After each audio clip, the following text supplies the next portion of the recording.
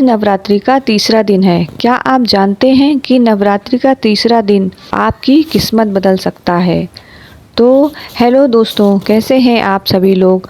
आशा करती हूँ आप सभी लोग माता रानी की कृपा से ठीक होंगे और हमारे इस चैनल डिवाइन शिप्रा में आपका स्वागत है। तो आज के इस वीडियो में मैं आपको माँ चंद्रघंटा की कथा, महत्व, पूजा विधि, लाभ और रहस्य के बारे में बताऊंगी। तो चलिए शुरू करते हैं। माँ चंद्रघंटा की पूजा कैसे करते हैं। तो सबसे पहले हम जानेंगे माँ चंद्रघंटा कौन है। माँ चंद्रघंटा माँ दुर्गा का तीसरा स्वरूप है, जिसकी पूजा नवरात्रि के तीसरे दिन की जाती है। उनके मस्तक पर आधे चंद्रमा के आकार की घंटा होती है, इसलिए उन्हें चंद्रघंटा कहा जाता है। उनका स्वरूप बहुत ही दिव्य और तेजस्वी होता है। 10 भुजाएं, हाथ में अलग अलग अस्त्र शस्त्र, सिंह पर सवार, युद्ध मुद्रा में। ये रूप बताता है माँ सिर्फ दयालु ही नहीं बल्कि बुराई का अंत करने वाली भी है। अब माता की इस तीसरे दिन का क्या महत्व होता है। नवरात्रि का तीसरा दिन बहुत खास होता है। इस दिन मन का भय दूर होता है, आत्मविश्वास बढ़ता है, नकारात्मक ऊर्जा खत्म होती है। माँ चंद्रघंटा की पूजा करने से हमें साहस मिलता है, दुश्मनों पर विजय मिलती है और मानसिक शांति मिलती है। अब पूजा विधि। माँ चंद्रघंटा की पूजा की विधि इस प्रकार है। सुबह की तैयारी हमें किस तरीके से करनी चाहिए। स्नान करके साफ कपड़े पहनें, पूजा स्थान को साफ करें, पूजा सामग्री दूध, फल, फूल, मिठाई, धूप, दीप, पूजा प्रक्रिया, माँ की मूर्ति स्थापित करें, दीपक जलाएं, माँ को दूध और मिठाई का भोग लगाएं और मंत्र जाप करें। माँ चंद्रघंटा का मंत्र है ओम देवी चंद्रघंटाए नमः। माँ चंद्रघंटा का प्रिय रंग सफ़ेद है। इस दिन का इसका मतलब यह होता है कि शांति, पवित्रता, सकारात्मक ऊर्जा। माँ चंद्रघंटा की पूजा से डर खत्म होता है, कोर्ट कचहरी के मामलों में सफलता, नौकरी और बिजनेस में ग्रोथ, घर में सुख शांति मिलती है। जो व्यक्ति सच्चे मन से पूजा करता है उनकी हर बाधा दूर होती है। माँ चंद्रघंटा की कथा इस प्रकार है। नवरात्रि का तीसरा दिन माँ चंद्रघंटा को समर्पित होता है, जो कि माँ दुर्गा का अत्यंत शक्तिशाली और वीर रूप है।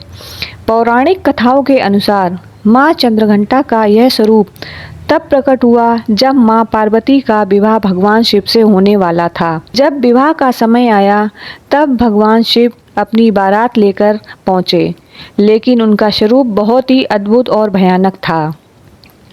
उनके शरीर पर भस्म लगी हुई थी, गले में सर्प लिपटे हुए थे, जटाएं बिखरी हुई थी, उनके साथ भूत प्रेतों की टोली थी। यह दृश्य देखकर माँ पार्वती के माता पिता और सभी रिश्तेदार भयभीत हो गए।